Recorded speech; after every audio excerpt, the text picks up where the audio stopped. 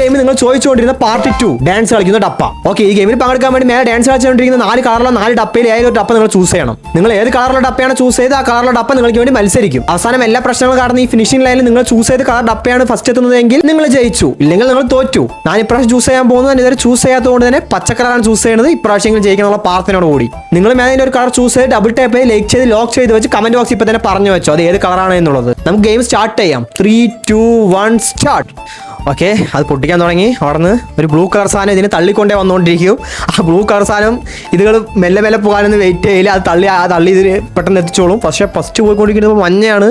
മഞ്ഞ അപ്പോൾ റിവേഴ്സ് അടിച്ചു. പക്ഷേ ഇപ്പോഴും മഞ്ഞയാണ് ഫസ്റ്റ് പോയിക്കൊണ്ടിരിക്കുന്നത്. സെക്കൻഡ് ഗ്രീന് ഞാൻ ചൂസ് ചെയ്ത കളറോ ഇപ്പോൾ ലാസ്റ്റായി. ഇപ്പോൾ സെക്കൻഡ് വരുന്നത് റെഡ് കളറും ബ്ലൂ കളറും ആണ്.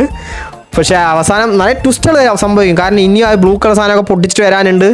നോക്കാം, നമുക്ക് കാത്തിരുന്നിട്ട് കാര്യമില്ല. എല്ലാ പ്രാവശ്യം ഞാൻ ചൂസ് ചെയ്യണ തോറ്റന്നെ പോയിട്ടുള്ളൂ.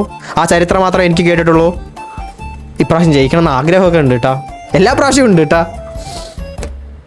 ഓക്കെ, ഇപ്പം 4 ഒരേപോലെ സെയിം ആയി കളിച്ചു. ഓ ഗ്രീൻ ഫ്രണ്ടിൽ നിൽക്കണു. പക്ഷെ അത് പൊട്ടിക്കണം. ഇപ്പം എല്ലാം വന്നു, എല്ലാവരും ഒരേ സ്ഥലത്തായി. ഇനിയിപ്പോൾ ഫ്രണ്ടിൽ ബാക്കിലൊന്നുമില്ല. ഇപ്പം കറക്റ്റായിട്ട് പോയിക്കൊണ്ടിരിക്കുന്നത് റെഡും ബ്ലൂ ആണ്. ബ്ലൂ ജയിച്ചു. ഇപ്രാവശ്യം ഞാൻ തോറ്റു, എല്ലാ പ്രാവശ്യവും ഞാൻ തോറ്റു. നിങ്ങൾ ജയിച്ചോ തോറ്റോ എന്നുള്ളത് കമൻറ്റ് ബോക്സിൽ പറഞ്ഞിട്ട് പോകും.